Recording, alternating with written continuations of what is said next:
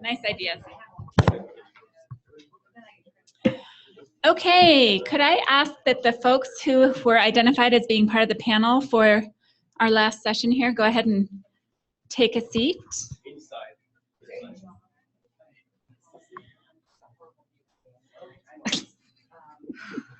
Hi. Is that your good side? That's the camera. Okay. Oh, Camera's there, yes. Okay. I feel like we're on one of those. Are you on this one? I'm just sitting for answering questions. There's a large panel. There's a panel of folks with diverse backgrounds. So we'll sort of cover that a little bit as we make introductions here. We'll pass. Is there a microphone there? Are you sitting on a microphone? There's a microphone. Ah, I would eventually have figured that out. That was about to be embarrassing. that was going to be awesome. I'm just looking out for you there. Thank you. The camera's facing your way. Okay, if we could go ahead and take seats. I am going to very quickly introduce Taylor Loudon, and he is going to moderate this session. He and Schaffer have offered something like this at our CPF annual conference for the past several years. I think Taylor may have been the first advocate for having something like this. It's a really wonderful opportunity to get some discussion going around whether it's design approaches or CEQA approaches to projects, to look at actual projects that either are happening or recently happened out in our California communities, and get some discussion going about what went right, what went wrong, what could be done differently, what were the real issues, and what can we learn from it. I'll go ahead and let Taylor say any more he'd like to say about himself, but maybe Deborah, since you have the mic in your hands, I was thinking that each of us who are going to sit on the panel could just generally characterize, everyone has the bios in the packet, but just generally characterize the perspective you tend to come to when doing a project review, or if asked to weigh in with an opinion on a project, so people know, do we have developers, do we have lawyers, do we have planners, do we have astronauts on our panel? So if you'll start and we'll pass the microphone around. Well, I'm a little schizophrenic. I'm both a development attorney who represents developers in many cases, as well as a member of a lot of preservation organizations.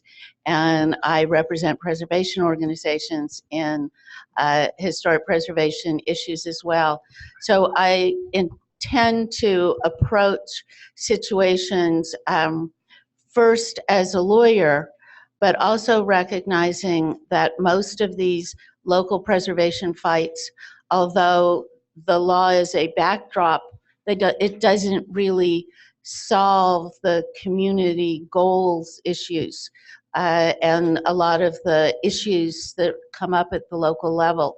So I am a big believer that the law ought to be one of the tools, but it's not the only hammer. As a matter of fact, community participation is frequently a much bigger hammer.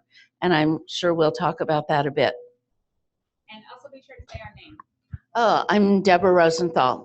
I'm an attorney, also a member of the Board of Trustees of the California Preservation Foundation and a fellow of the American Institute of Certified Planners. Hi, I'm Helen Rader. I'm the Executive Director of the Whittier Conservancy. I have a circuitous route of being community activist prior to the 1987 Whittier Narrows earthquake, which took down a lot of our great historic buildings in Whittier. And in order to save what was left, well, you know, because oftentimes after natural disasters, developers swoop in and decide to take advantage of what's left. So we needed to stabilize our community fast, and just formed a little group, and we're still going strong. Andrea knows this, after 30 years, we're just old and crooked now, you know, it's just, we keep on doing it. And I did want to thank John Haber, because I've been the most horrible human being in this entire process by not giving him anything online, no pictures, no bio. There's a lovely picture of someone who is not me here, but she's 10 years younger, so I'm going for it. This is Mary Sullins, our current president. The Conservancy started in her front yard when she was in a motorhome with an orange extension cord plugged into it for 9 months when her house had to go back up on a foundation.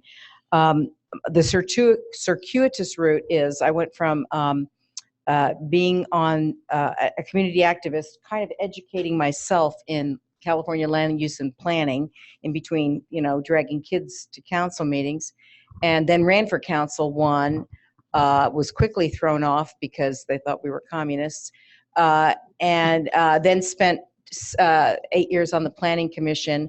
And unlike you who practices law with a license, I practice without a license, and often and well, I think. And we have a lot to share today about our latest project. We have, in our 30 years, up until we have sued the city of Whittier 3 times. I have jumped back and forth between being on this side of the podium and the other side of the podium. So it's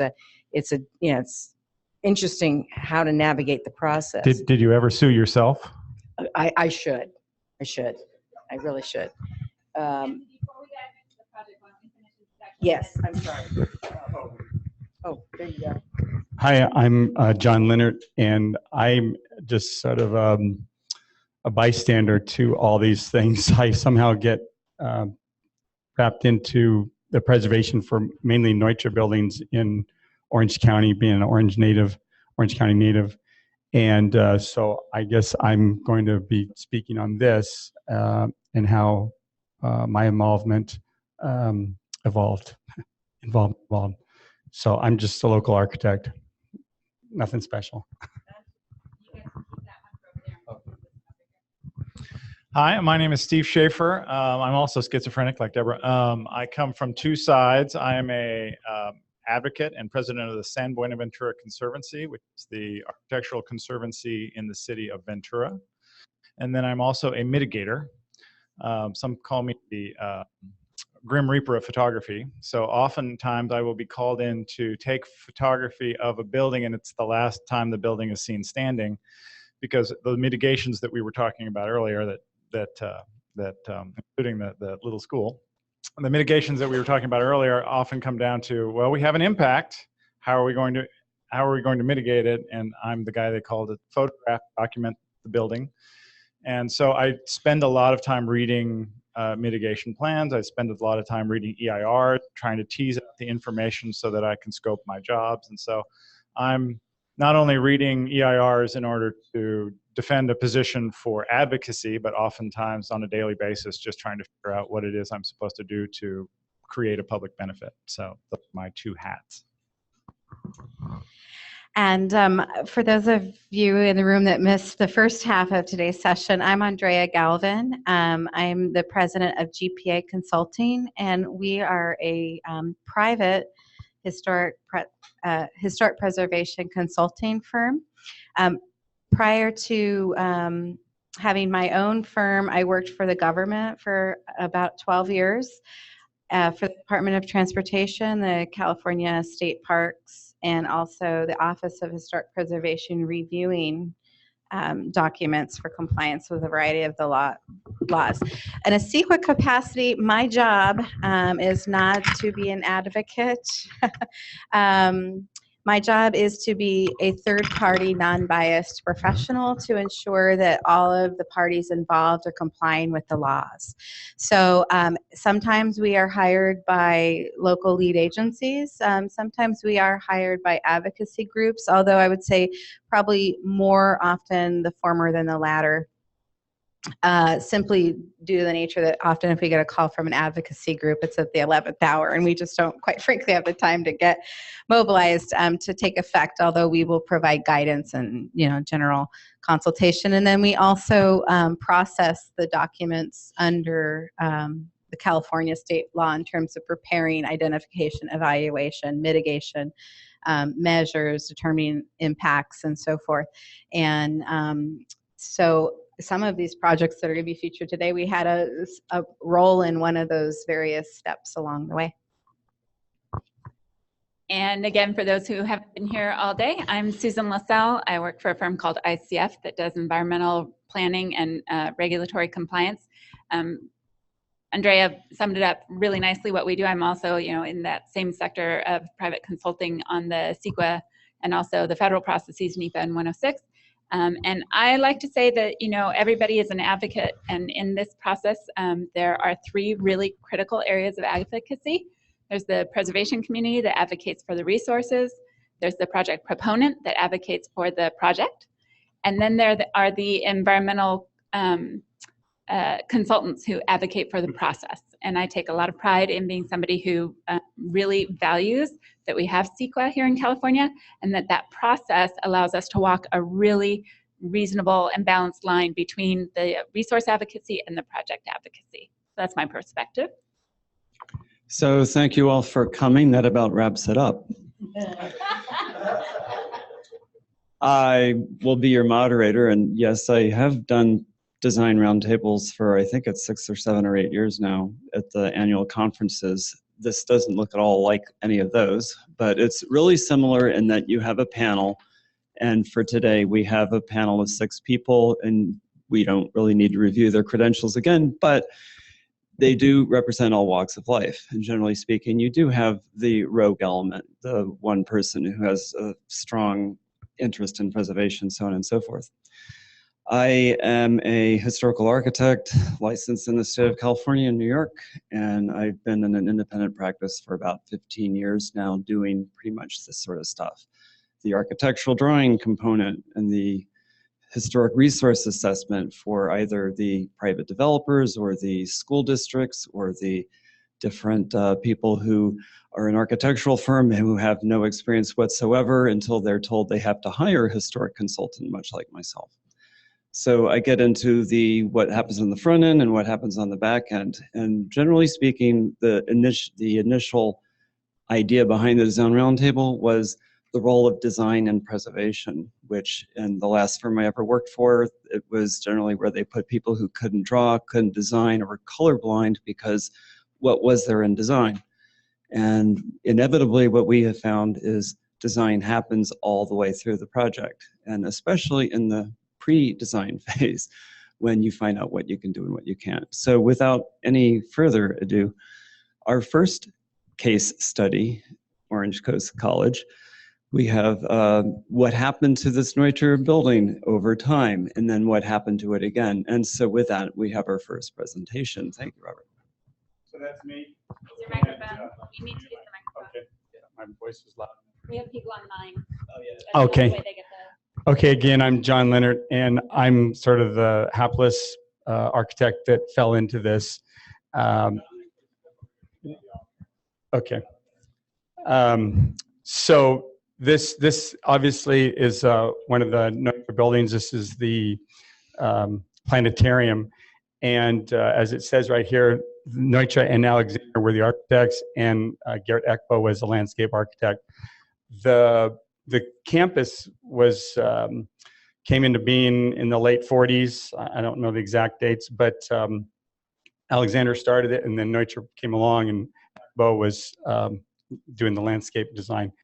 The campus was sort of an ad hoc invention, if you will, because it used to be an army base, and then they got all these people. Amazingly, having Expo and Neuter on a project, I don't think it's anywhere in the world. And so what Orange Coast College, believe it or not, they didn't know. What they had was this very significant architectural and landscape architectural association. So this building, yeah, thank you. That's good to do too. I'm winging this, by the way. Sorry, I got this call and I wasn't fully realized. I was involved with actually Mariners Medical Arts, which was a Richard Neuter building in Newport Beach, and my kids went to an orthodontist there. One day I was picking them up. They said, "Oh," the people at the office said, "Oh, they're going to tear down these buildings." I go, "No way, that can't happen." And I contacted everybody, and I somehow came across Dion Neuter, and then he contacted me with a lot of people, and one of them was Barbara Lamprecht. And I'll never forget the day I met Barbara Lamprecht at Mariners Medical Arts.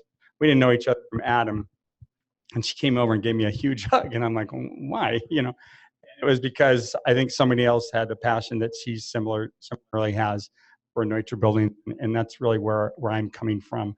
I don't know CEQA. I'm learning all this as I go along. So bear with me that I am far from being an expert on any of this.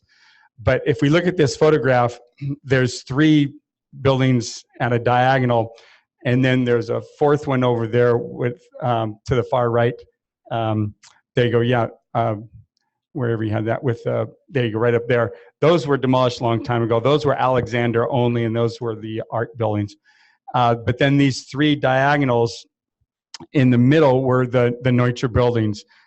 This first one, you can see the round lower right there, and that was the planetarium.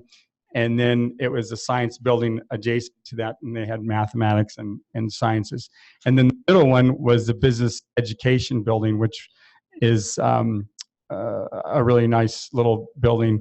A lot of them too had these windbreaks for the coastal breezes that came through. They were designed to, you know, be cooled by the breezes. And then the 3rd building up top is actually a Alexander majority, and then about half of it is a Richard Neutra collaboration with Alexander. So this whole and then up is the Charles B. Moore Theater, and that is Richard Neutra also. Richard Neutra also did the football stadium, and there's a story about Neutra and the ambulance and the football, and it's quite humorous, but I can't remember it. And if you go back to that, please. And so the football stadium actually has and the football stadium is more to the right.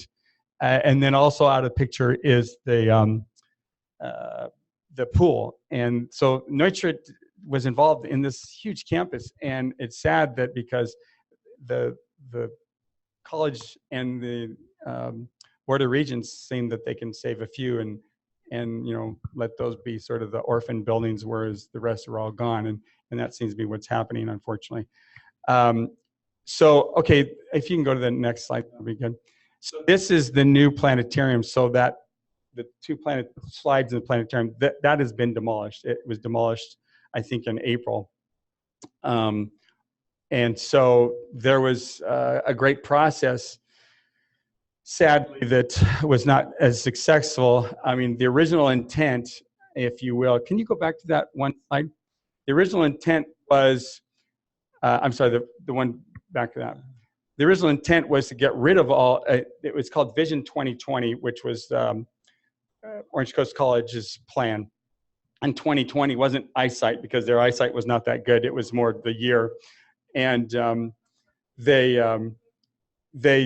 they wanted to just demolish all those buildings and create a grand lawn, somewhat similar to like University of Virginia or some. They wanted to make a local Orange or local junior college kind of more university-ish, if you will. And in that, it seems they might have missed the big picture. So anyway, if you will, where the round building, the planetarium. Now you can go to the next slide, please. Thank you. Is this new planetarium, and so they were.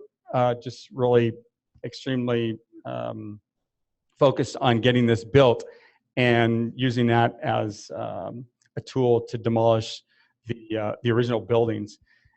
In the early goings, I went to one of the, it was their maintenance organization at the campus, and I met a man named David Grant, and David Grant is actually a trustee and a past president of Orange Coast College.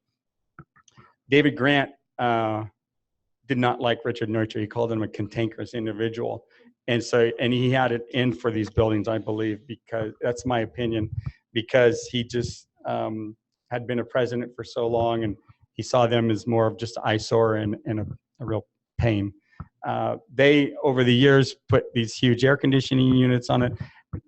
They would have benefited from having an architect on the campus to help them guide the actual importance of these buildings. So anyway, this is now under construction, I believe, and they tore down that one building, the planetarium, and they're supposed to tear down the other and save just the business education. So in a way, maybe it was somewhat of a partial success, but for the most part, it could have been a lot more. Page and Turnbull did an excellent job in the potential of repurposing it. They showed where this building could be moved a little bit, let's see, northwest, and then save all the three, and the three buildings could have been repurposed as maybe art galleries, bike kitchens. I don't know if you know what a bike kitchen is, but and then just resting, reading rooms. One of the things early on was Measure M, which was the funds that brought money to this, almost $1 billion to coastline community colleges, was the idea of serving our veterans. Sadly, towards the end, it was my experience that the word veteran was never really used anymore. It really was all about or their goals, and they always hang it on the fact that it's all about the students and all that stuff, but that's a whole nother topic. Anyway, Page and Turnbull did an excellent job, and I think there is a slide of so this is a timeline. So if you will, that scoping meeting, I'm not sure of the exact dates, but 2013 was when I first met David Grant and the whole community of their campus, and it seems like the administration pretty much persuaded students and teachers alike that these buildings were just an eyesore and they had no validity, and they were hot and sweaty, and they've never been worth keeping. Sadly, that was their sort of blinder viewpoint. And then Jan Ossishay did a assessment, and that came back saying that there is this campus of historical significant buildings. And then in 2014, I believe that's when Page and Turnbull got involved. This bottom one, actually July 15th, there was one in September. September 9th was the big one. And it really epitomized the manipulation of Orange Coast College in the whole review process. If you ask me, in my perspective, there was this meeting where you could not speak publicly. They were supposed to go over and record something, which was ridiculous. And there was significant people there. A couple of the board members, I believe, were there, the Board of Regents.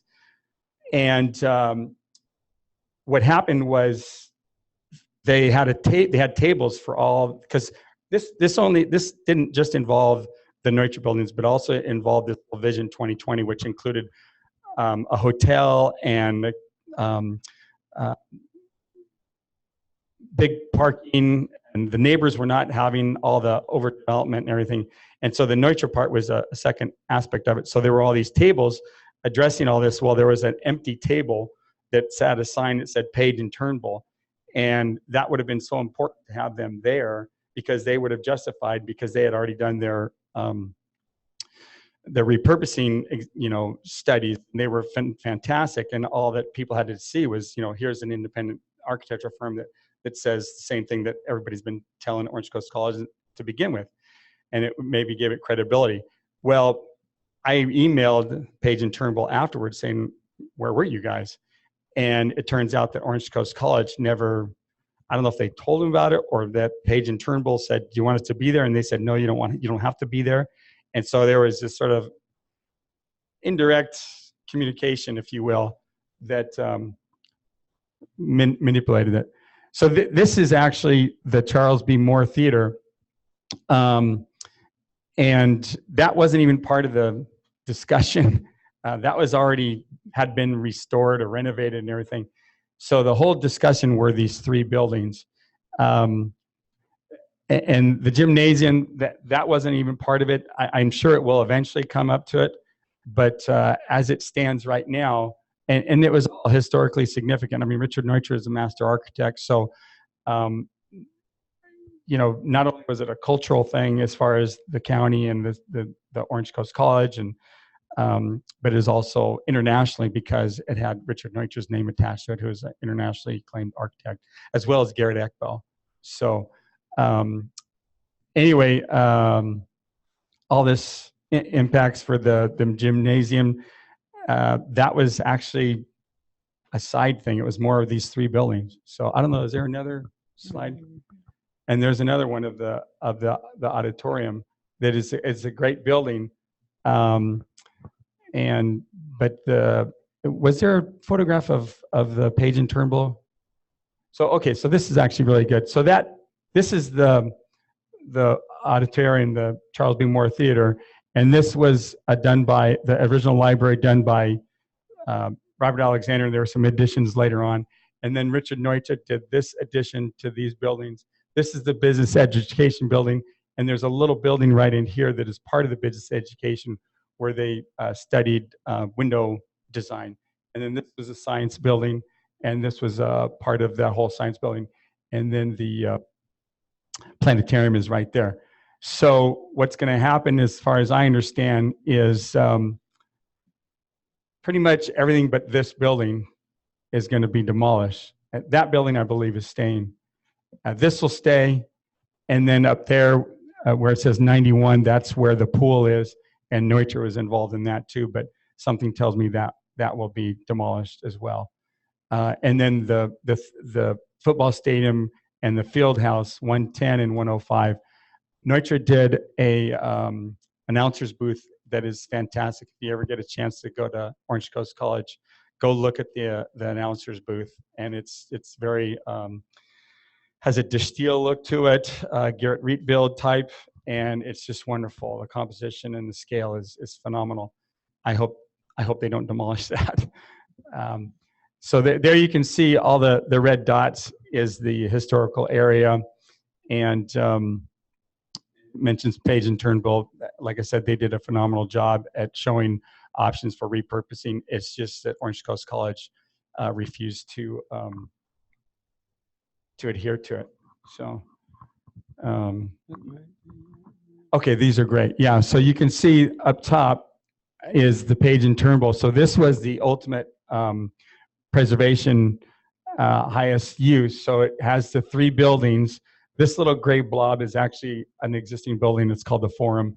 And then you can see up right corner is the new planetarium. And then the old planetarium is just to the left up top there. So, and then you can see Garrett Expo had a hand in the pathways and the landscaping. His work, I think, was more prominent along the old technology buildings, but they've since demolished that. But what's kind of interesting is, and it's funny, through all my experience here, occasionally I'd come across people who were alumni of Orange Coast College, and this one gentleman came up to me, and he had gone to school there when it was first starting. He goes, yeah, it was really weird because we just had to create our own paths across. They didn't landscape it or pave it or anything. We had to just create our own paths to get from class to class. Well, that was the design process that Garrett Expo had implemented to the whole campus. So then he just reworked how they did their pathways with actual paving. And that was really kind of interesting. I got a chance to go up to Berkeley and look at the Garrett Expo archives, which was fantastic through this whole process. The whole process was a great experience. Unfortunately, it didn't turn out as well. So this was the end of the science building. And then over the years, they added to that and eliminated this really wonderful little entry arcade thing. And then there you can see the planetarium. I think there's one more slide. So that's the whole campus. You can see the red area, the red dots is the historical campus again. Some of these buildings in the historical one more 60s that were done by William Blue Rock and an architect named Richard Plager, I believe his name. But yeah, they were all significant to the highest degree, and they never should have been demolished. Sure. I wondered if I was just going to add some additional background. Sure.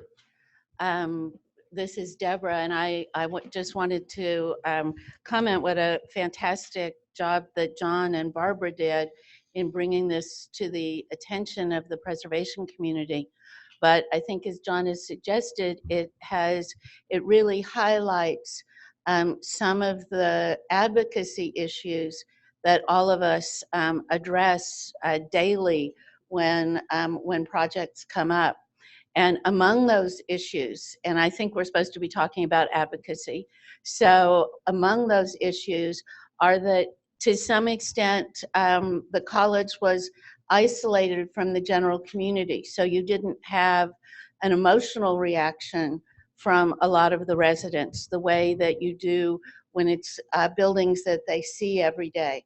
So, so that allows certain buildings to sort of fly under the radar and not build up their own constituency the way some buildings do. Another issue is it has to do with post-war buildings, which tend to be at a different scale than some of the earlier buildings that we think of as being historic. And so again, the buildings from the 1950s, especially institutional buildings, may have an intellectual constituency, but don't necessarily have the same emotional connections. And I already know from conversations that in the next 10 years, that buildings from the 70s are going to have an even worse connection, let's say, with the public. So the question of are they really important is one that that frequently comes up.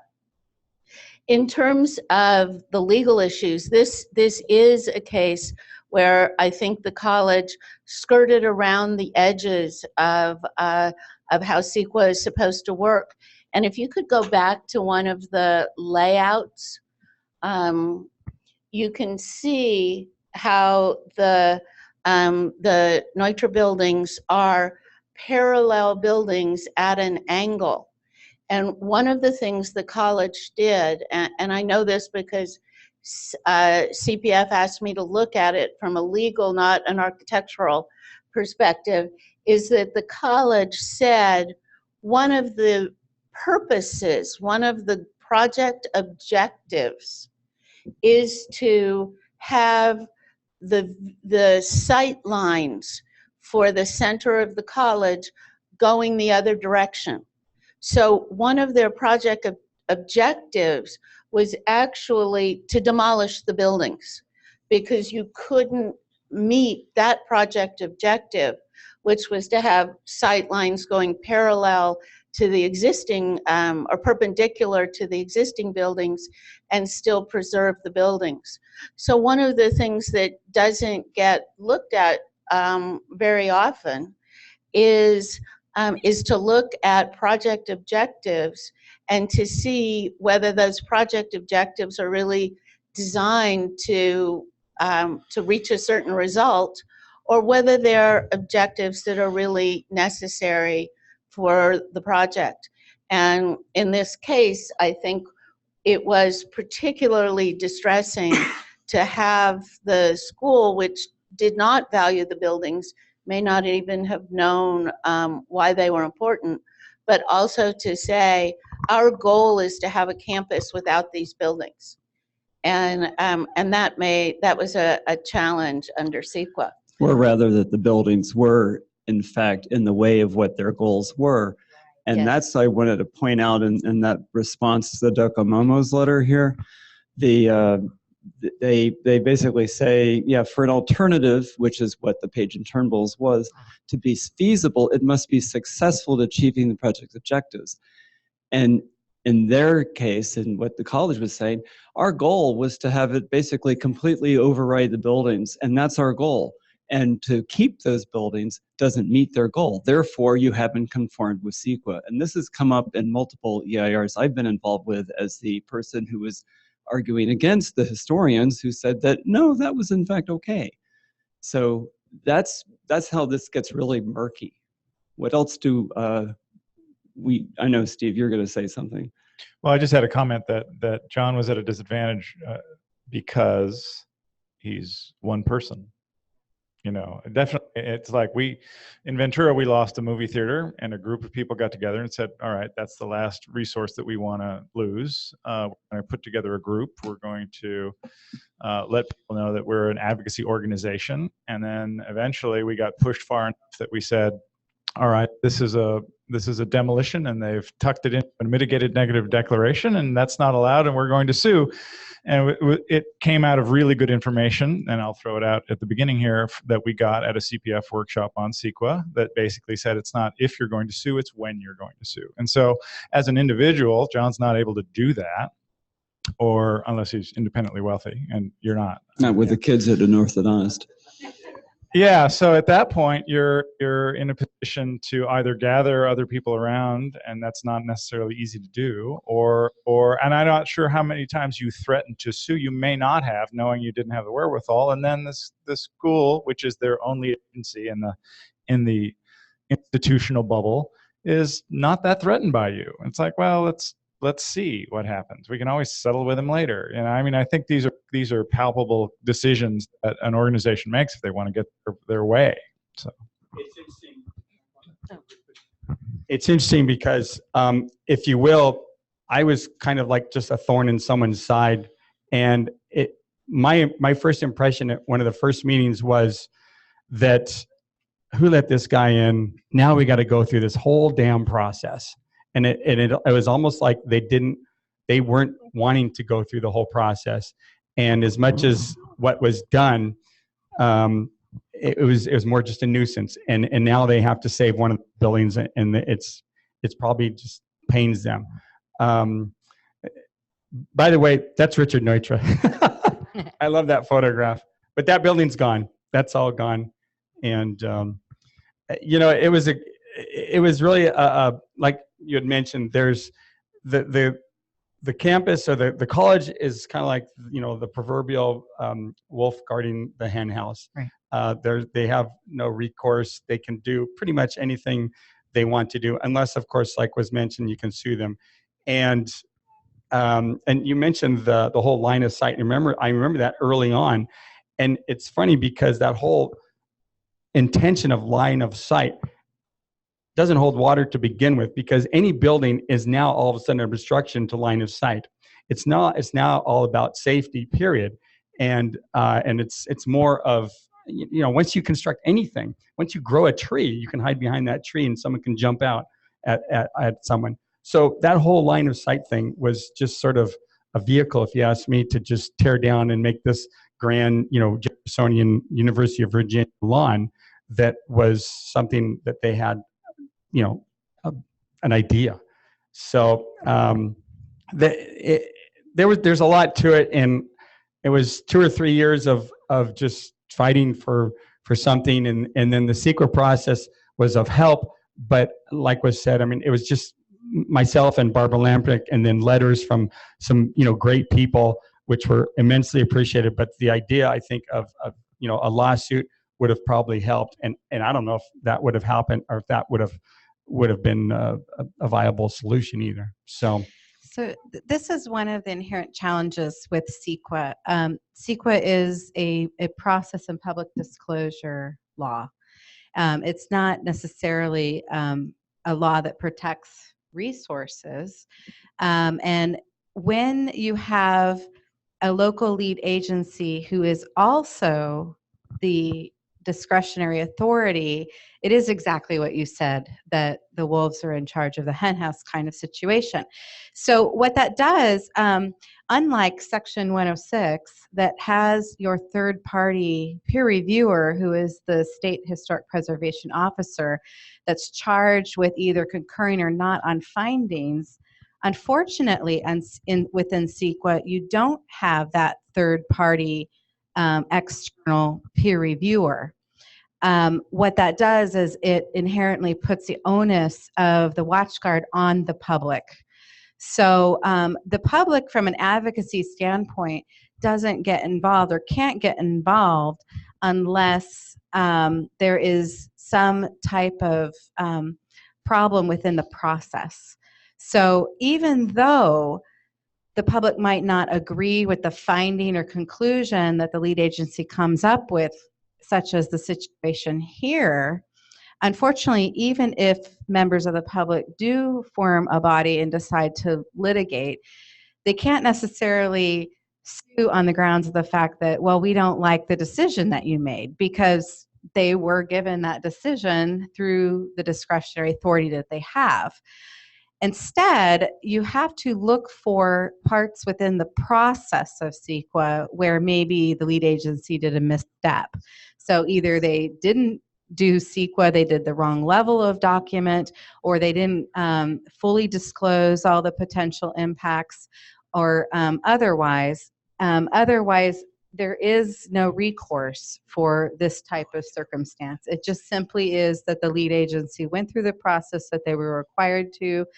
They disclosed the impacts to the public, received public comment, which might have been negative against the conclusion, but at the end of the day, they still made the decision that they made. And I think in this case, we are where we are today because, again, CEQA is a process law, not a resource law. You mentioned the third party, and that was exactly the case at the Mariners Medical Arts building in Newport Beach. The owner wanted to ultimately tear down the medical office buildings that Richard Neutra did. It was a Richard Neutra building. And fortunately, the city of Newport Beach got involved, and they had put a historical, put it on a historical list in the city. And it's interesting because even though that was there, I had come across documents that said that the developer was granted a demolition permit. I mean, it was going to be demolished in August, and I was inquiring about it in maybe late May, early June, or something around then. And but like you said, the city of Newport Beach was that third party that imposed the requirements on the developer, and the developer had to abide by that. Whereas here, Orange Coast College was their own entity. No one else was going to question. Sorry. Looks like I'm up next, but I wanted to say I have this quote from the gal that spoke before us on the Native American consultation. She said, consultation is not an accommodation, it's the law. Well, in so many projects like yours with Orange Coast College, with what we're going to be dealing with here at Nellis, cities and schools, they have their idea of what they want to do, and by the time you find out about it, it's almost too late, because once a development is gelled and in the pipeline, CEQA and what's required with the EIRs almost becomes just something they have to do to check off on their way to getting what they want to do. And unless you have, like your organization of mine, unless you have a real watchdog organization that the lead agency knows is hiding behind the bushes, it's very, very difficult to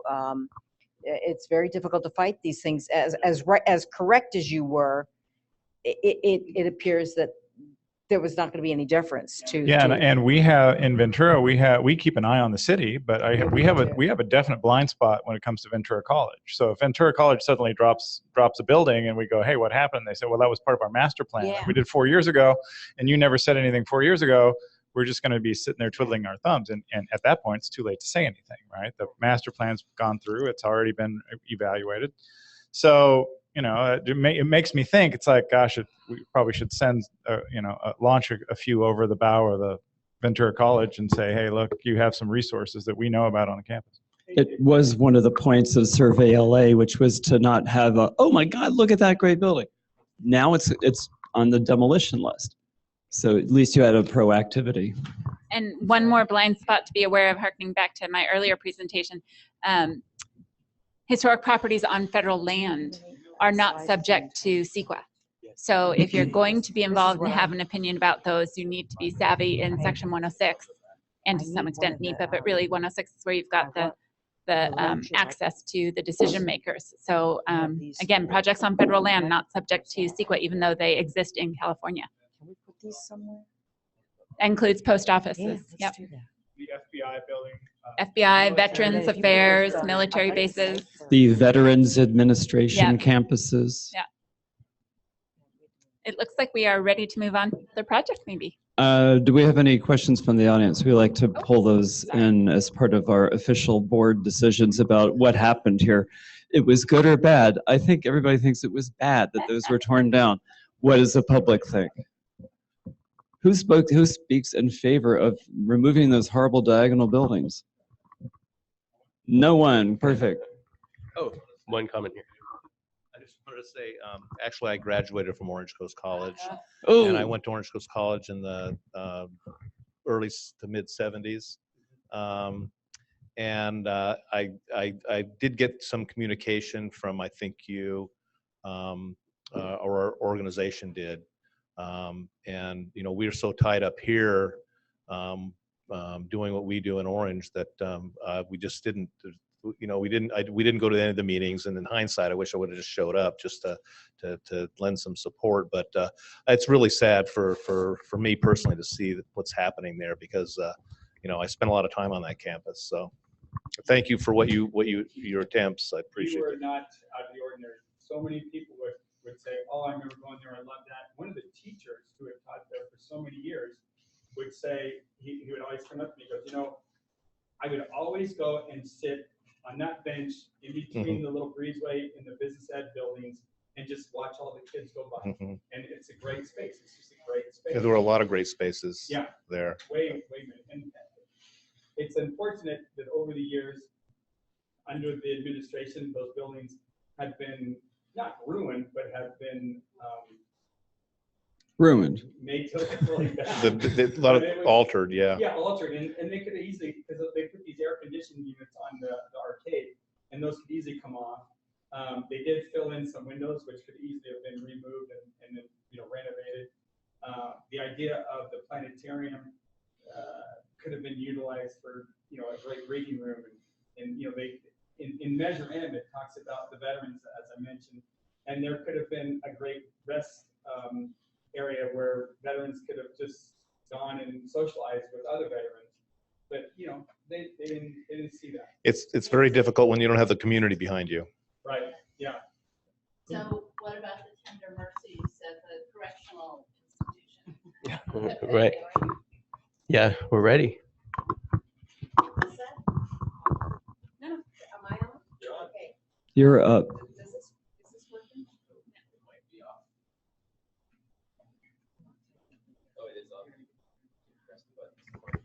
There you are. Hi. The newsletter that I passed out at the beginning, if you look at the centerfold for our 30th anniversary, thank God it's not a centerfold to me. There's a centerfold there that shows the bottom, California Domestic Water on the bottom, that beautiful Art Deco building. And the reason I bring this up has nothing to do with the Nellis, but we were in the middle of finishing up this lawsuit when this thing hit. And if you look at, and this is where CEQA comes in as well, we saved this magnificent Art Deco building, not just because it was a building, but because it is what brought water to Whittier and Buena Park and La Mirada and those cities before the turn of the century. The little tiny building in the back, this little one is, I don't know, 18 something. I think that's eight. It says something on there, 18. I think it's like 1886 or something. Simon Murphy brought the water over from La Puente, over through the hills, into Whittier and into that side of the hills. And so without water, there would have been no development. The citrus groves, there would have been no development for people. But the citrus groves, the avocado groves, all of that. So we were just coming off this save. And how we saved this building, this was our second lawsuit in 20 years. We went from 1988 to 2008 without suing anybody, and yet we're accused of being, you know, sue happy.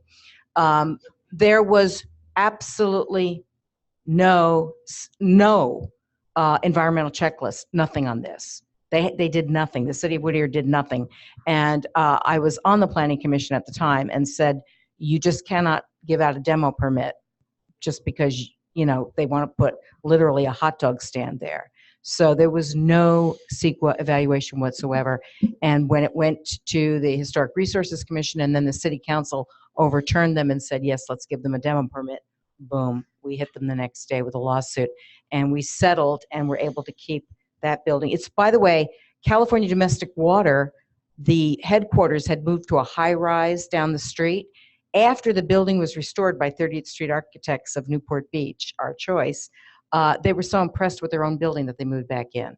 So, you know, talk about a success story. That's just one of our success stories. But anyway, So coming fresh off this, we didn't think we had enough energy to go into this.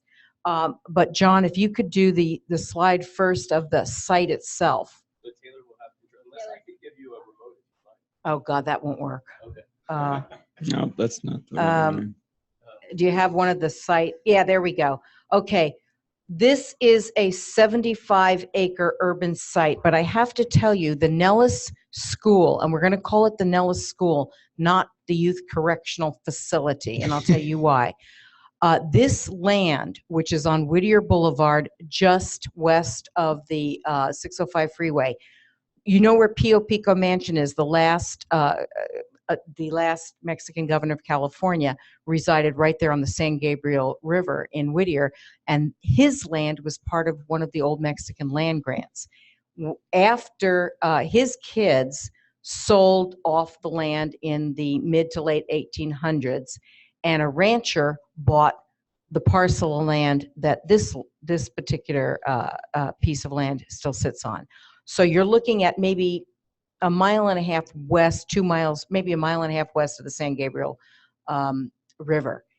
In 1889, the state of California, there were no, the only state buildings were in San Francisco and Sacramento.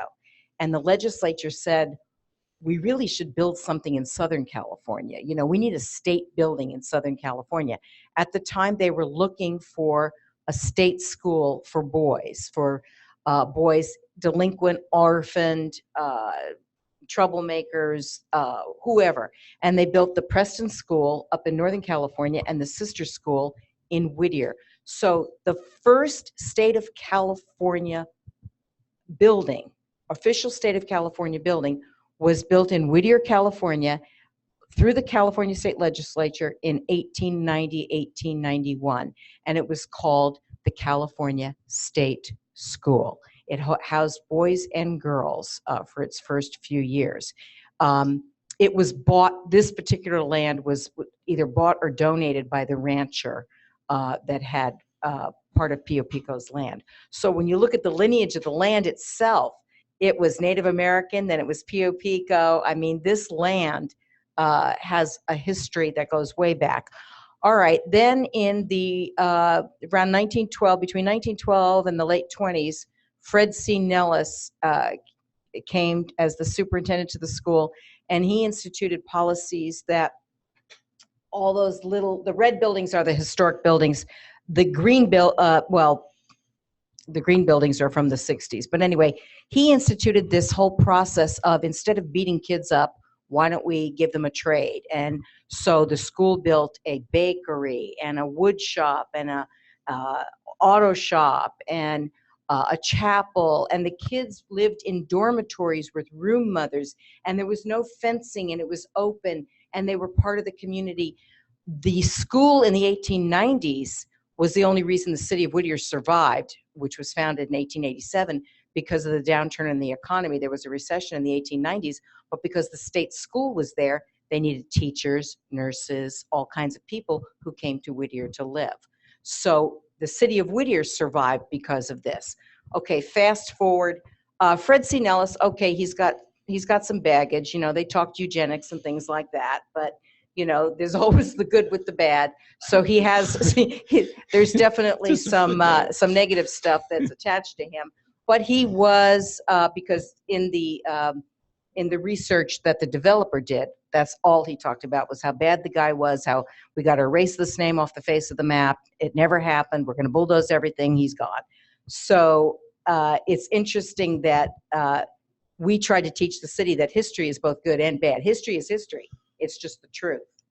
That's why we have museums at the concentration camps. You have to have, history is what it is.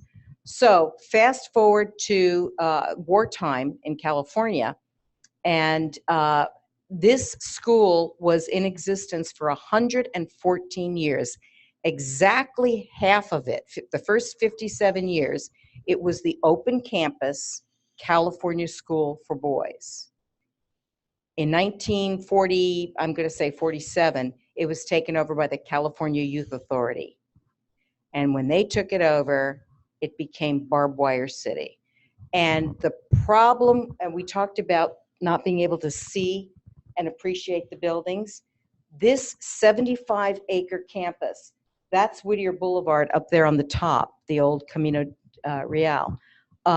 You cannot see any of those historic buildings from the street.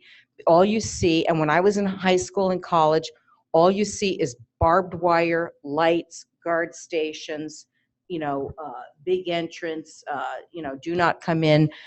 Even to this day, every time the newspaper does an article, they show you the barbed wire and the big fencing. Nobody even knew that Mayberry existed beyond the fencing. So fast forward to 2004, the state shuts down the school because it's kind of outdated and they're corralling people into different parts of the state. Arnold Schwarzenegger is governor, and the state is poor. Remember, we had no money in 2004, so Arnold Schwarzenegger is going to unload surplus property in the state of California. What's wrong with this picture? State surplus property is usually old DMVs, old CHP offices, and it can be anything like that. There were 2 properties that ended up on the list. This is a California Historic Register number 947. It's already designated, it's National Register eligible, it is a historic site. And what we have tried to explain to our council and to everybody is that if this is a California historic site, it doesn't belong to the Department of General Services. It doesn't belong to Arnold Schwarzenegger. It doesn't belong to the developer who wants to come in. It belongs to you and me and the people. This is state property. It is our property. Those resources belong to the public. That was a concept that just didn't seem to fly, that nobody seemed to understand. This is ours. This is our history. It's our property.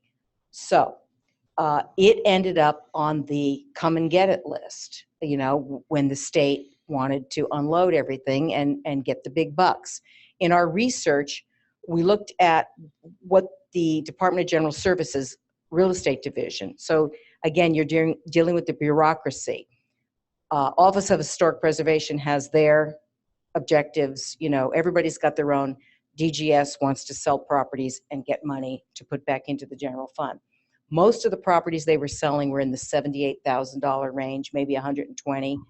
This one, 42.5 million. So they really wanted to get rid of this property.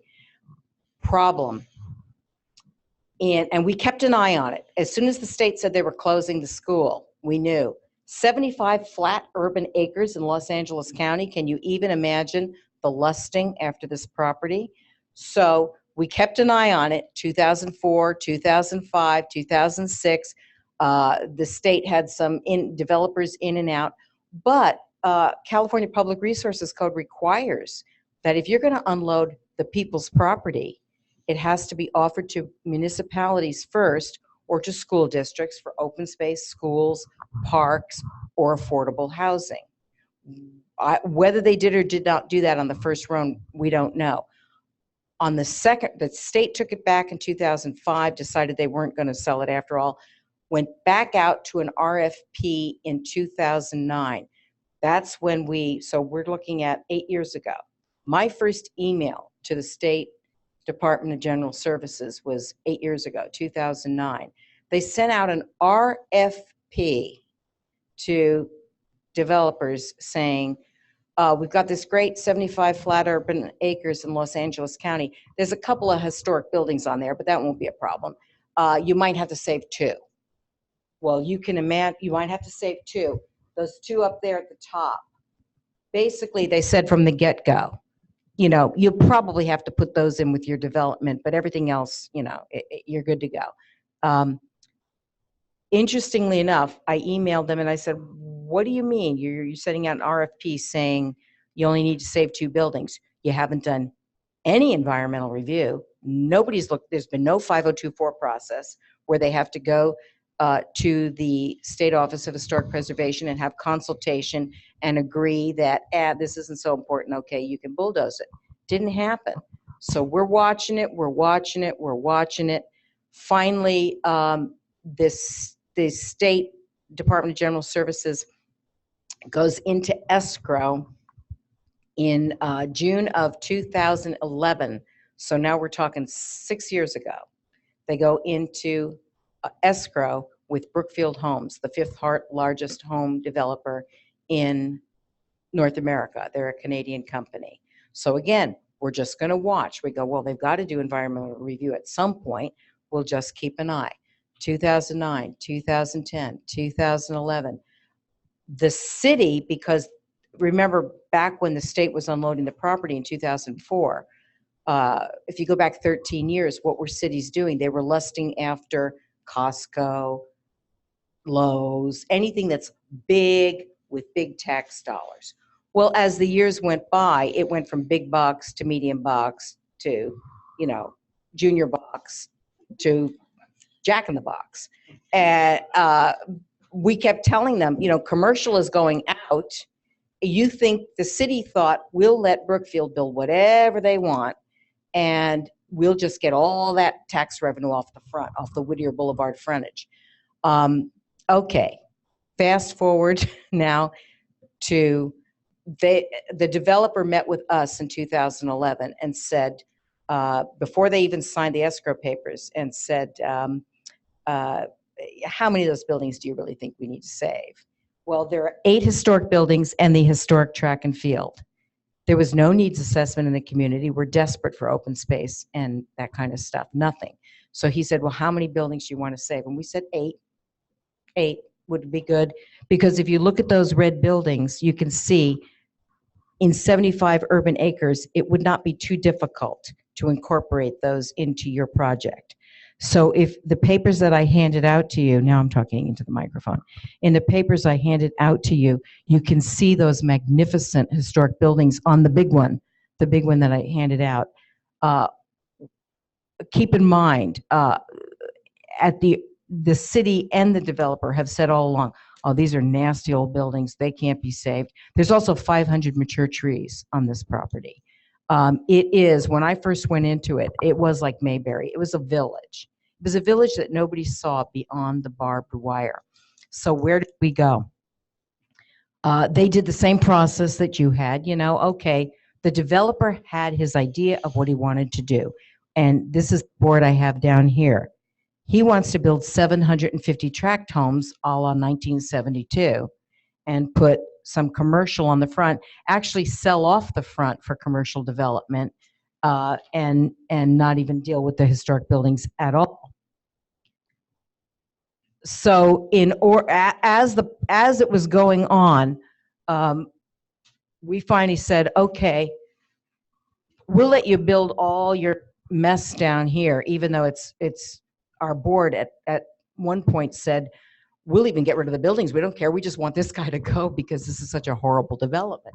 But our goal had to be to try to preserve these buildings and get them incorporated into the plan.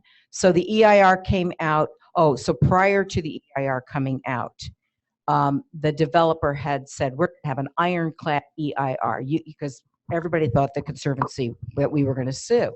And we kept saying, if you have a bulletproof EIR, you have nothing to worry about. We kept telling them, you guys have nothing to worry. You say you're going to have a bulletproof EIR? Go for it. Well, the EIR came out, and basically there were no project alternatives. They didn't even discuss project alternatives. And long story short, we go through, I think, 26 public hearings, because I think there were 26 and we're still having them. I'm trying to make this as short as I can, but this has been such an enormously lengthy process. I think we had 5 nights with Planning Commission, 6 nights with Council. We tore the EIR to shreds.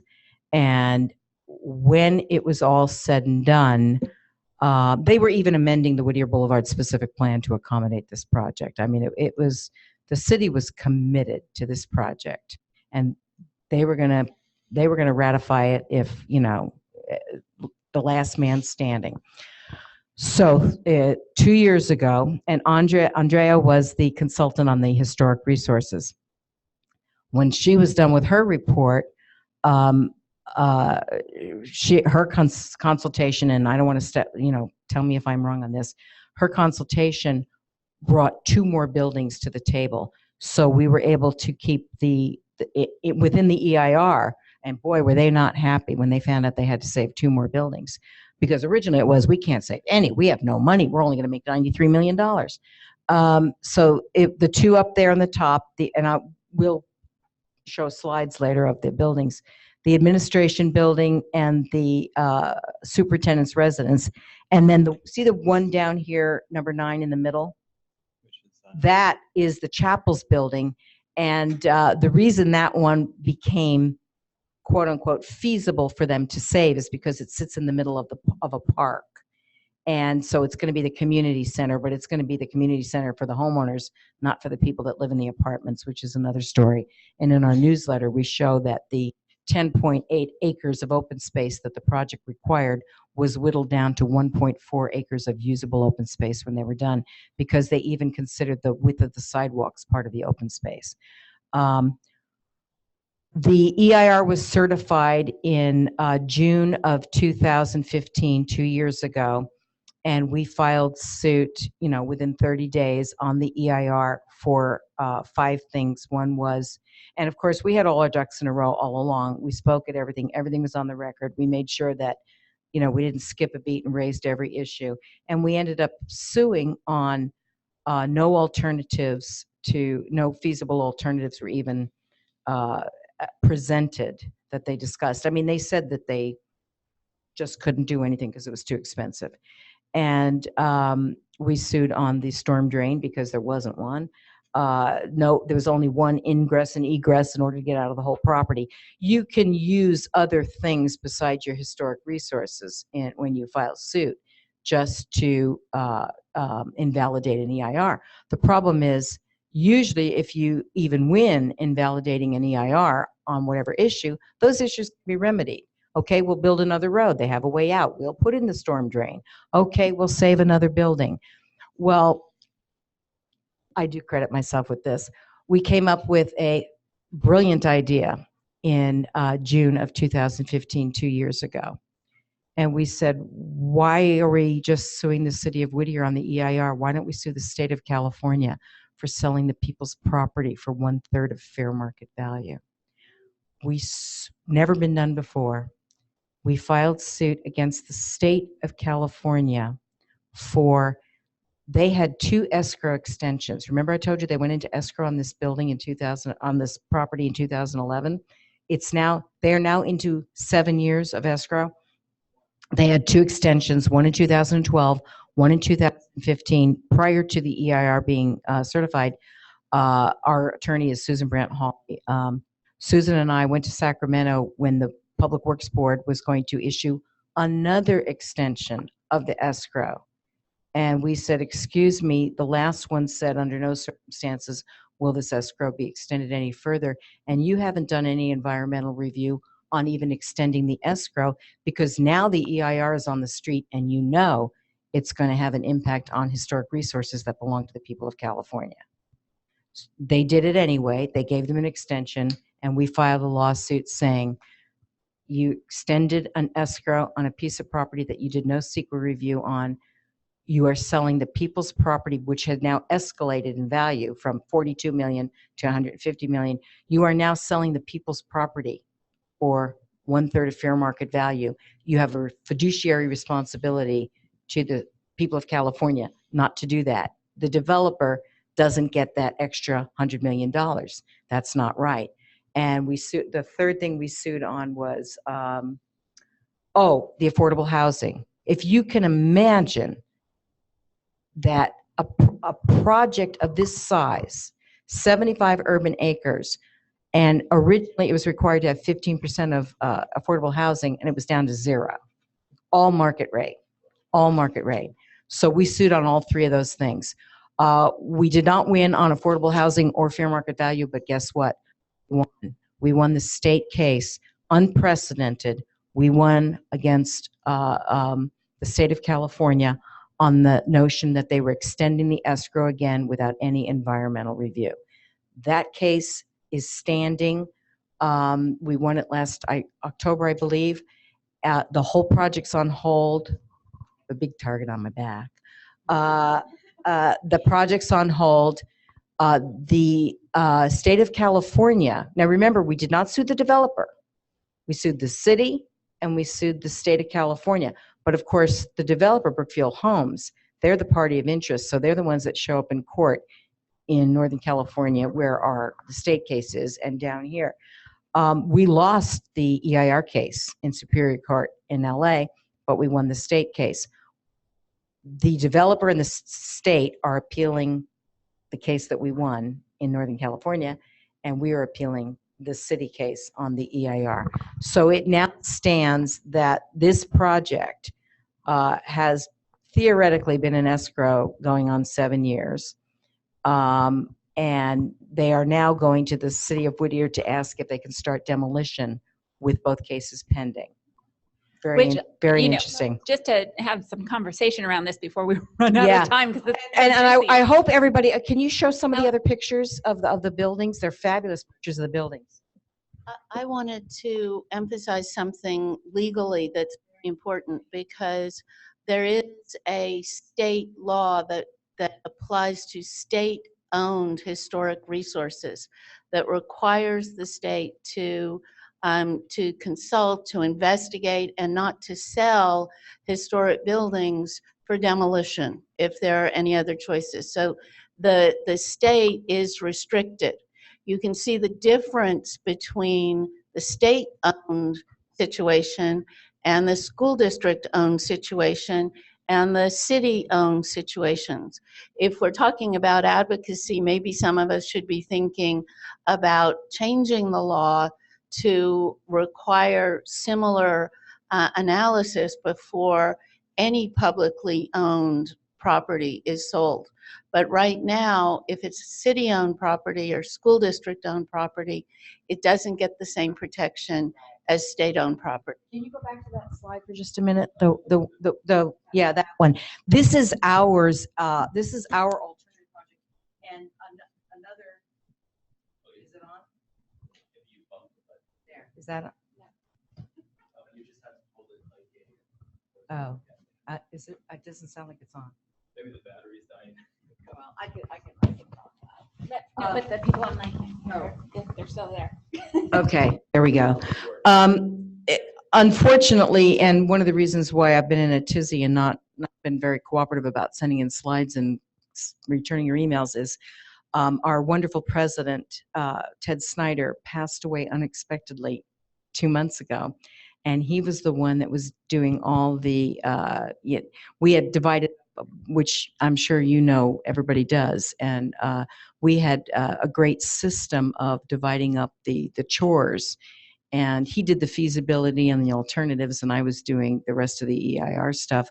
So Ted came up with this magnificent alternative. And fortunately, we have people on our board, you know, an architect, a lawyer, a landscape architect.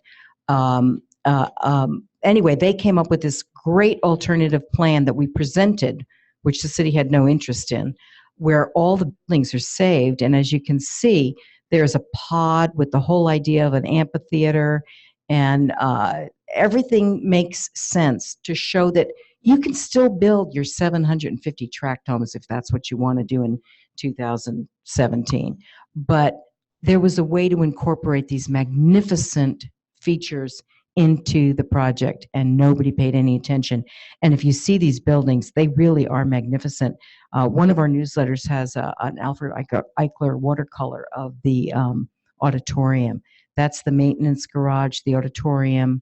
That I don't know what that must be the gym. That might be the gymnasium. That's the auditorium. That's the chapel's building. That one over there, number 7, is the infirmary. That's the little assistant superintendent's residence, and that's the superintendent's residence. This is the administration building, number 4. They all could have been incorporated as a magnificent part of this project. We did not have community support because we live in Richard Nixon's hometown, where development rights and bad boys who went to prison, we don't want to remember all that stuff. So we were the only game in town when it came to speaking up for these magnificent buildings that nobody could see from the road. Now they can get a little peek because they've cut down some of the bushes. But anyway, that's where we are. So we are at 2 lawsuits and counting, because if they go ahead with demolition prior to the close of escrow, which we don't even see how they can close escrow. An escrow is a contract. If you're selling your house and the day is over, it's gone. So there are a lot of things. Our latest newsletter shows we wanted to highlight the fact that track and field and the gymnasium are sorely needed in the community. And if you could flip, I don't know if you can flip to the page 6 of the newsletter. I don't know if that's possible. Okay, I gave you guys a copy.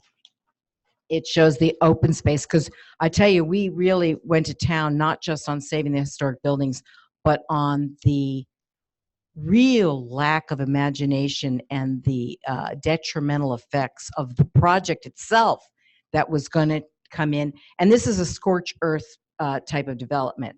This is, we are going to bulldoze everything in sight, take out the 500 mature trees, everything goes, and we are just starting from scratch with tract homes and selling off the commercial property. At the very least, we said if you're going to sell off the commercial property, and that's where most of the historic buildings are, there's no reason to demo them, because you're just going to build the houses, leave them alone.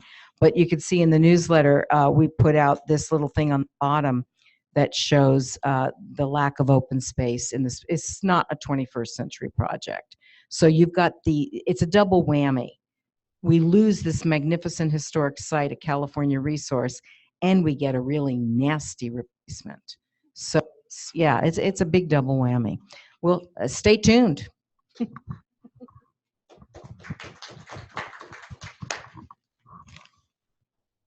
Well, it's 4:45. Oh boy. Any other comments from our board about another wonderful project?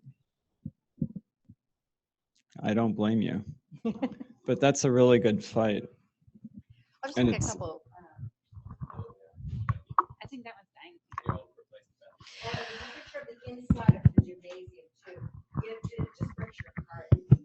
Test, test. So I'll just make a couple of comments. I mean, I think Helen gave a really excellent overview of the history of the project, and clearly, obviously, from the perspective of advocacy, my role was that non-biased third-party person in terms of making sure that the city complied with their responsibilities under CEQA, and to involve the interested parties like the Conservancy, and there were a few other groups as well that throughout the process of development, the development team in the city met with. But this project, due to the size and just tying it back to my presentation on mitigation from earlier today, is that when you have a complex project, sometimes it requires additional studies, sometimes it requires additional efforts, and particularly in regard to the concept of feasibility. So the key question on this, there were eight buildings that were identified as historic. I think at some point, every historic preservation consulting firm or architecture firm or economic consultant was involved in this project at some phase of the project, but the developer prepared their own documents. The city had their own team to peer review the consultants or the developers' documents. There were a number of economic studies that looked at each individual project for alternatives, either to rehabilitate those buildings on-site, relocate them on-site, relocate them off-site.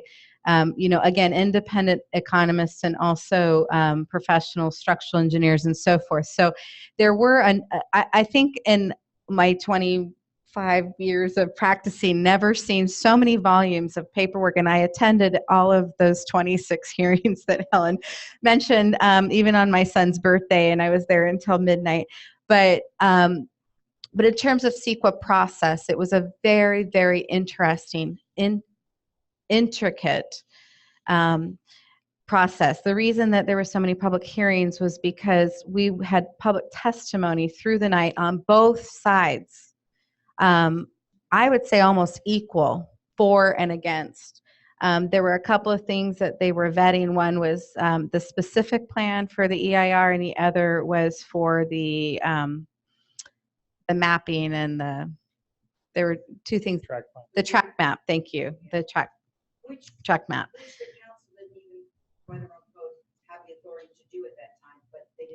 Yeah, so a very complex project, and but the point being that to determine feasibility and economics, whatever the numbers ended up being, looking at profits and whatever, really, in terms of historic preservation, doesn't come into play. But the process required studies at that level, engineering studies, cost analysis on each potential alternative on each historic property. So there were really literally volumes and volumes, probably stacked this high, that came to each meeting. And I don't know how the decision makers had the time even to review all those materials, but I'm sure you did. I know you did.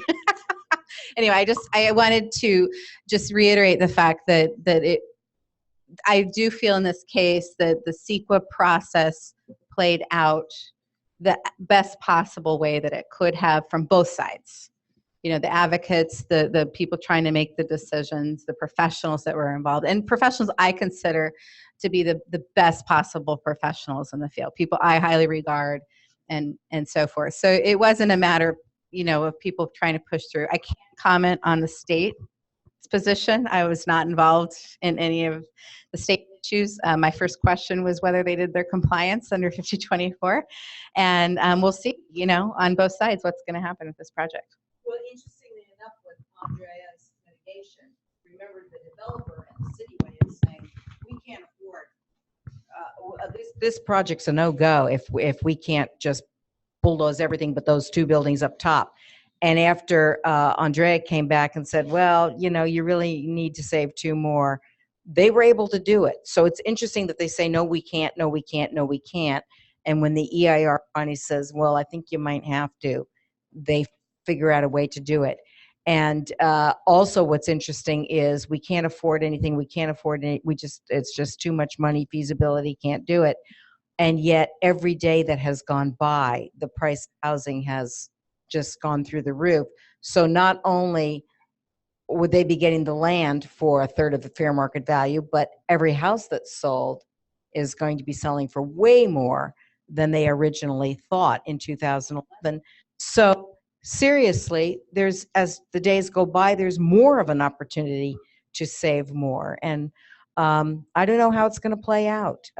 One of the things that I forgot to mention was that because it was a state, and the developer and the city keep calling it a prison, you know, it's label it a prison, and then people will be all scared and think bad people will be there. The threat is always, if we have our way, the Conservancy, and that the developer goes away, the state could take it back and it could be a prison again. So they're using the fear tactics with the community. You know, what do you want? Historic buildings or a prison? You know, and or the new development or a prison. So nobody wants a prison, and they keep telling them they might have a prison or a mental hospital or some horrible thing that the state will, you know, put on their land. And that's something that we deal with all the time. Although we might have to check ourselves in if they do the hospital thing. Well, maybe Shake can do a lightning. Do we have time for one more? It'll be fast. People are, yeah, I think we only have a few people left. Everybody wants to get home from traffic. There's still actually Nobody's getting home. people logged in online. Okay, well, just for the sake of doing this quick. So my project that I'm going to bring to you is the Hardison Ranch in Santa Paula, California. Fewer slides, basic concept, 1890s property. So you have an 1884 house, sorry, 1880s property, an 1885 barn, a slope behind the barn, you'll see, a meadow in front of the barn. The horse was saved in the process. There's a cottage that is in the middle, a garage that is in the middle, And then here's a historic photograph in the bottom right corner. This sort of shows another view of the house from the turn of the century. So you have a basic idea of what the context is. Here's an aerial view. You can see the slope over here and the very attractive, this is a similar to Nellis, very attractive area for development. And then the historic sort of area here. The proposal that came to the city of the city of Santa Paula was that the Hardison Ranch is a 19-acre property. It's half slope, it's half meadow. It has these 4 buildings on it. The proposal from the developer was to take those buildings, and this is their basic layout. There's an existing barn, the cottage, the garage, and the existing house. And in order to create a significant impact, which is what the argument that we made, they moved the barn, they demolished the garage, they demolished the cottage. This was the plan. The planned demolition of the garage, cottage, some outbuildings on the barn that were historic, and moved the barn next to the house where it really had no business being, and then use the meadow for stormwater retention and a new private park. And that would allow them the ability to build 50 houses all around them because they couldn't build on the slope. So you have here an idea of house, barn, newly reconfigured driveway, park, and retention basin, 50 houses jammed all around it, and even a new roadway, which included curbs and a widening of the highway in front. So it would look very modern, and it wouldn't be at all appropriate in the Conservancy's view. Now, this is a little bit out of the San Buenaventura Conservancy's purview, and one of the wonderful things that came out of this is the galvanizing project for a group called the Santa Paula Conservancy that came together to fight this project. And it wasn't the project that they had so much of a problem with, but the actual impact that 50 homes behind this this historic district, as it ended up being, would have. And over the course of working with the city, the Santa Paula Conservancy was able to make comments and say that the moving of the barn is a significant impact. The removal of 2 pieces of the district is a significant impact. And the city's response was, well, we will reduce the 50 units to 40 units. And the developer jumped at that, said, okay, great, no, this is fine. So there's a little bit more space between all the buildings, but we still have a moved barn, 2 demolished buildings, and a very constrained historic property or historic portion that's left over. So the Conservancies, after that approval, said, well, we're going to file a lawsuit that there is a significant impact. The project was done on a mitigated negative declaration. So the premise was we are mitigating the barns moving, and we are maintaining the house. And the house is National Register eligible. We're not actually going to call the district farmstead a farmstead or a district. So the premise, and I've talked a little bit about the concept with Andrea, the premise was that the house is nationally register eligible before the impact. The house is nationally register eligible after the impact, therefore there is no impact, which was preposterous. But that was, you know, it's like, but what about the barn? Well, you know, so this was very unusual because at the time, the SHPO wrote a letter in comment that actually said, this is a significant impact. So it's sort of like, you know, you have the Pope of preservation has written you a letter and it says that it's a significant impact. I'm not really sure, you know, do we need to gather more consultants and more professionals? I mean, the OHP, who normally doesn't chime in, we've asked them to chime in. They looked at the project and they said, no, you definitely have a significant impact. It's not mitigatable. Go back to square one, and they didn't. So like I said, we filed a lawsuit, and in the settlement process, which is the first step of a lawsuit, is a mandatory settlement conference. We said, we would like to have you maintain the barn where it is, maintain the 2 outbuildings in some way, and maintain the meadow, but you can still build your project behind it, and I think we have a win-win. And so this is the project that we came out of the settlement, 2 settlement meetings, 36 houses, so a net loss of 4 houses. The existing barn stays in its location with its little attachments. These sort of purplish areas are the original locations of the outbuilding, the garage. They get slid forward into, we're calling it a repositioning on the same parcel. It maintains its original driveway and its original spatial relationships and the meadow, and there will be an easement so that the stormwater retention can be put on the meadow, but it'll be an easement on the property. And then this whole parcel will be a separate parcel, and it will be sold to somebody who wants to own a beautiful historic house on the National Register, or National Register eligible, and a barn. And so that was our win. So and the park just moved up to the top. We actually got a lot of cooperation once we came to this settlement from the developer, who said, okay, we think we can live with this. We think we can still make a profit with 36 parcels, single family homes. And the conservancies who filed the lawsuits dropped the lawsuits, and we've said, all right, we'll go with the settlement. And we think we've also had a win because we have the historic resources maintained. And I think that was the sort of lesson here, is that we were able to come up with a win-win that took a little bit of creative thinking and a little bit of creative design, but did not make the development completely infeasible, and also kept as much of the historic resources as possible. We had to make some compromises. We didn't want the garage and the cottage moved at all, and we would have liked a little bit more buffer. And but that's the concept behind a compromise. You don't always get everything you want. So I'll stop talking, and you guys can fill in your thoughts. Does the developer have to renovate the buildings? Yes, actually, in the first process, we were able to add a boatload of feasible mitigations. So the mitigations included HABS photography, listing the house on the National Register formally, so actually a full nomination process,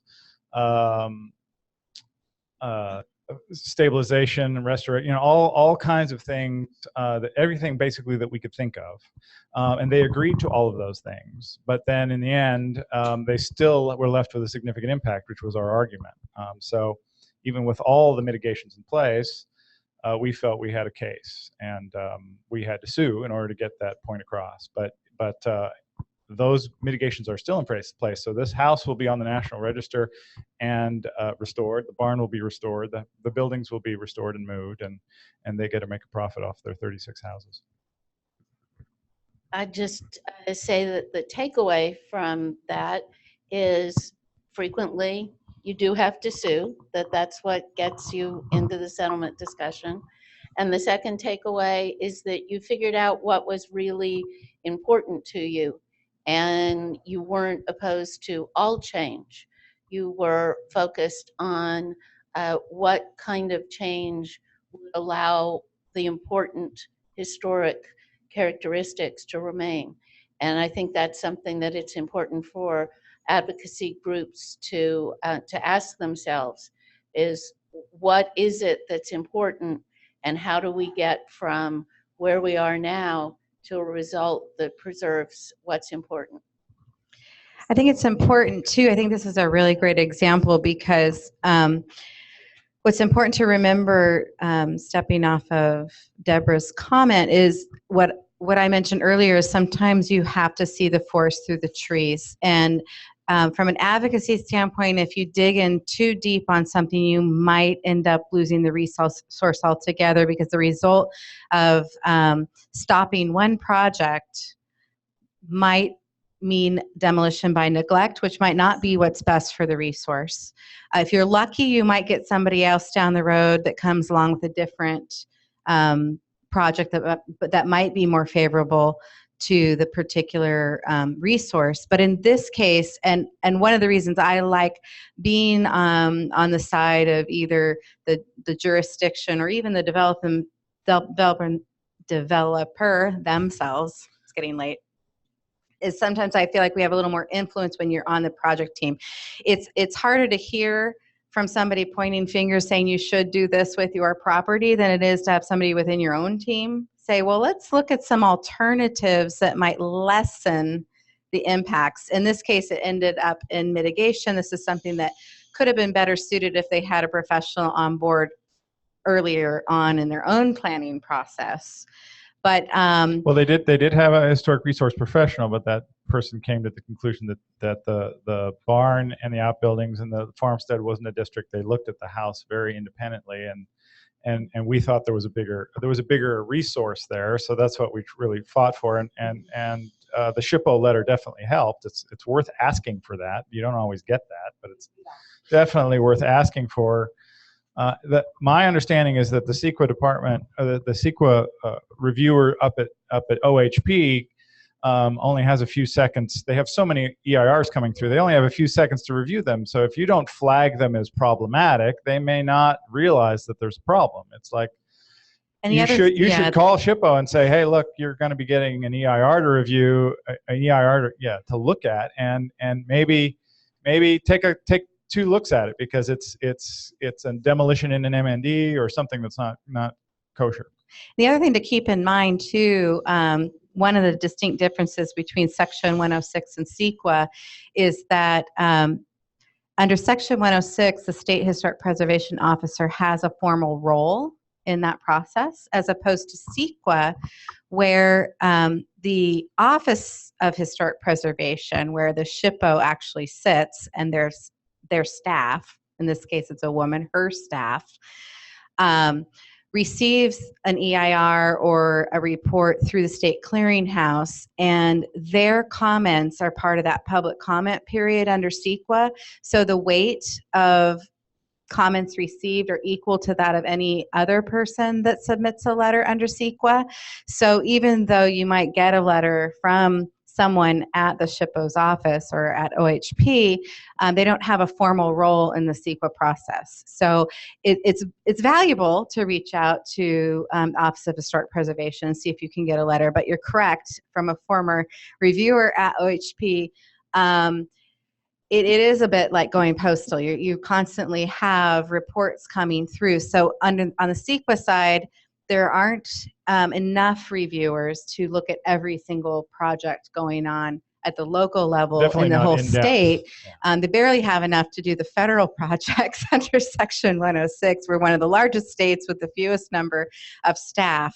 But so keep that in mind, that if just because the SHPO might get a report through the state clearinghouse, they might not have time to look at it or get flagged. So you might want to make a phone call and bring it to their attention if you really feel that that's necessary. Yeah. So just on the legal framework, the San Buenaventura Conservancy partnered with the new group, the Santa Paula Conservancy, which was not yet a 501c3, because they were just a newly established group over this process. So we were sort of their 501c3 at the time, their nonprofit organization that helped them through the process.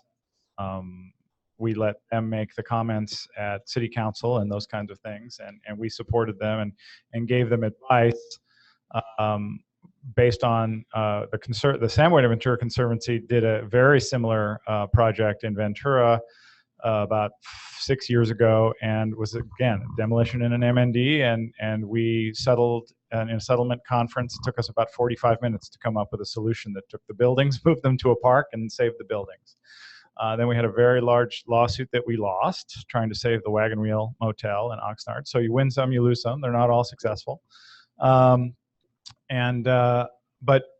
if there is a I want to put this on the record, is there is a value to suing that is intangible, and that is the city starts to take, or the municipality will start to take you more seriously, and they will start to write better reports. The EIRs are now not assumed to be just a piece of paper, John, that you are moving through the process, but they are actually being read by somebody, and so they have to have content, and the reports have to be valid.